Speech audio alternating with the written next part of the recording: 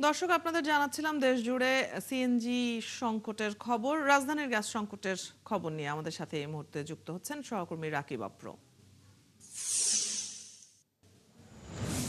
আপনারা এর আগের সংবাদে আপনি মহাখালীতে ছিলেন, সেখানকার ফিলিং স্টেশনের খবর জানছিলাম। এখন কোথায় আছেন এবং সেখানে কি অবস্থা দেখছেন?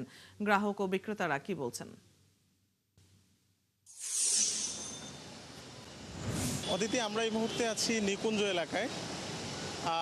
যেটা আসলে সকালে জানিয়েছিলাম সেই অবস্থার খুব একটা পরিবর্তন নেই। যানবাহন চালকরা সেই গ্যাসের জন্য ঘন্টার পর ঘন্টা অপেক্ষা করছেন এবং প্রত্যাশিত মাত্রায় গ্যাস পাচ্ছেন না। আমরা যদি পেছনের কথাটা একটু বলি, আমাদের দেশে আসলে 350 থেকে 400 কোটি ঘনফুট গ্যাসের প্রয়োজন হয় প্রতিদিন। সেখানে পেট্রোবাংলার যেই তথ্য, সেই তথ্য অনুযায়ী গত এই ক্রাইসিসের আগেও সেটা 270 কোটি ঘনফুটের আশপাশে গ্যাস সরবরাহ ছিল এবং সেখানের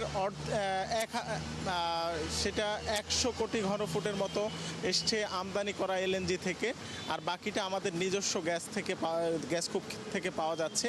কিন্তু এলএনজি টার্মিনাল যে দুটি রয়েছে সেই দুটির একটি গত 4 দিন আগে নষ্ট হয়ে যায় আগুনের ঘটনায়। সেখানের একটি থেকে গ্যাসের সরবরাহ না থাকার কারণে প্রায় 40 থেকে 45 কোটি ঘনফুট গ্যাসের সংকট দেখা দিয়েছে, যে কারণে আসলে সারা বাংলাদেশে এই সংকটটা তীব্রভাবে ছড়িয়ে পড়েছে। আপনি দেখুন যে এমনিতেই চাহিদার তুলনায় কম গ্যাস সরবরাহ করতে পারছে পেট্রোবাংলা, সেই জায়গায় আবার নতুন একটি সংকট যোগ হয়েছে এই এলএনজি টার্মিনালে অগ্নিকাণ্ডের ঘটনায়। এবং এই বিষয়ে আমরা পেট্রোবাংলার সাথে কথা বলেছি, তারা বলছেন যে বিদেশ থেকে যে বিশেষজ্ঞ টিম এসেছে গতকালকে, তারা আসলে এই গ্যাসের যে টার্মিনালটা সেটির সংকট এখনও নিরসন করতে পারেনি। তারা চেষ্টা করছেন দ্রুত সারানোর জন্য। প্রথম ধাপে তারা একটি বয়লার ঠিক করে সেখান থেকে যেন 25 কোটি ঘনফুট গ্যাস যেন সরবরাহ স্বাভাবিক হয় আজকের মধ্যে, সেই চেষ্টা চালাচ্ছেন। বাকি বয়লারটার কাজ শেষ করতে, অর্থাৎ যেটি অগ্নিকাণ্ডের ঘটনায় বেশি ক্ষতিগ্রস্ত হয়েছে, সেই বয়লারের কাজ শেষ করতে আসলে কতদিন লাগবে সেটা এখনই তারা বলতে পারছেন না। আর বাকি যে এলএনজি টার্মিনাল আছে সেই সামিট থেকে সরবরাহ স্বাভাবিক রাখার চেষ্টা করছে।